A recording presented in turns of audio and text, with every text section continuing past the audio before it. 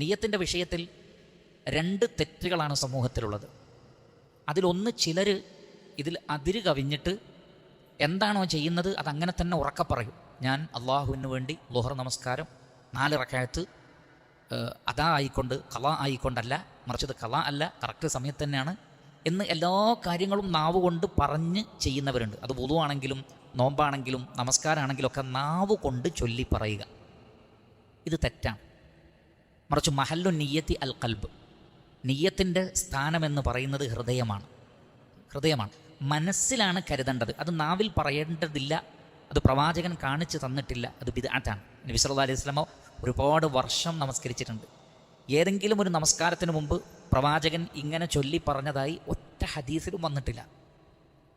100 കണക്കിന് വഖ്ത് പ്രവാചകൻ നമസ്കരിച്ചിട്ടുണ്ട്, അല്ലെങ്കിൽ 1000 കണക്കിന് വഖ്ത് നമസ്കാരം നബി സല്ലല്ലാഹു അലൈഹി വസല്ലം നിർവഹിച്ചിട്ടുണ്ട്. സുന്നത്തായ നമസ്കാരങ്ങൾ വേറെയും. ഇതിലെവിടെയും ഞാൻ ഇന്ന നമസ്കാരം ഇത്ര റക്അത്ത് നമസ്കരിക്കുകയാണ് എന്ന് നാവ് കൊണ്ട് പറഞ്ഞതായി ഒരു രേഖയുമില്ല.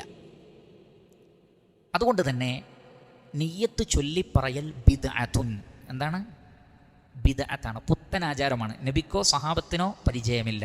നിയ്യത്ത് ചൊല്ലിപ്പറയൽ ബിദ്അത്താണ്. അതേ സമയത്ത് വേറെ ഒരു ടീം അവരെന്ത് ചെയ്തു എന്ന് ചോദിച്ചാൽ, നിയ്യത്തിന് യാതൊരു പ്രാധാന്യവും കൊടുത്തില്ല.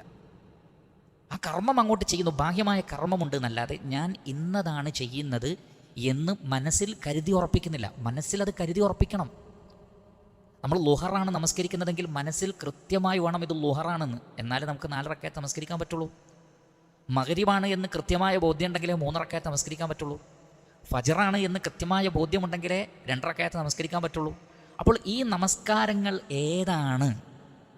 ഇങ്ങനെ ആദത്തിൽ നിന്ന്, പതിവായി ചെയ്യുന്ന പ്രവർത്തനങ്ങളിൽ നിന്ന് ഇബാദത്തിനെ വേർതിരിക്കലാണ് ഒരു രൂപത്തിലുള്ള നിയ്യത്ത്.